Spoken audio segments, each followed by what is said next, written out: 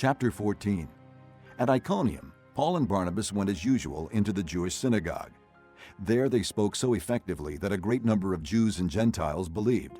But the Jews who refused to believe stirred up the Gentiles and poisoned their minds against the brothers. So Paul and Barnabas spent considerable time there, speaking boldly for the Lord, who confirmed the message of His grace by enabling them to do miraculous signs and wonders. The people of the city were divided. Some sided with the Jews, others with the apostles. There was a plot afoot among the Gentiles and Jews, together with their leaders, to mistreat them and stone them.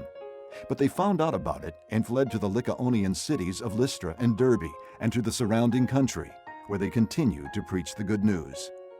In Lystra, there sat a man crippled in his feet, who was lame from birth and had never walked.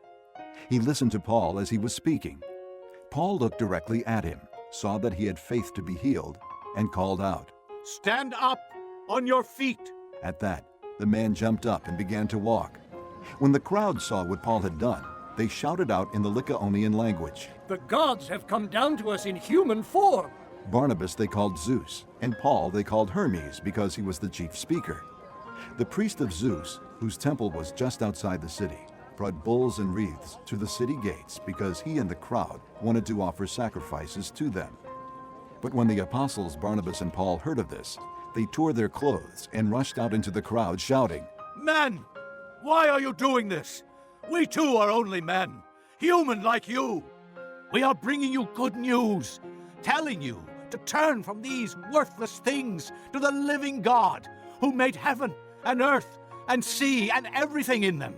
In the past, He let all nations go their own way, yet He has not left Himself without testimony. He has shown kindness by giving you rain from heaven and crops in their seasons. He provides you with plenty of food and fills your hearts with joy." Even with these words, they had difficulty keeping the crowd from sacrificing to them. Then some Jews came from Antioch and Iconium and won the crowd over. They stoned Paul and dragged him outside the city, thinking he was dead.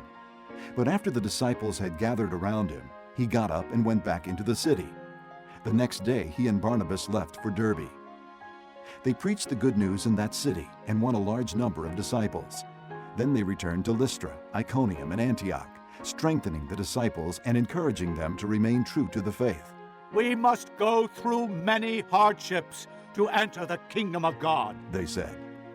Paul and Barnabas appointed elders for them in each church and, with prayer and fasting, committed them to the Lord, in whom they had put their trust. After going through Pisidia, they came into Pamphylia, and when they had preached the word in Perga, they went down to Attalia. From Attalia, they sailed back to Antioch, where they had been committed to the grace of God for the work they had now completed.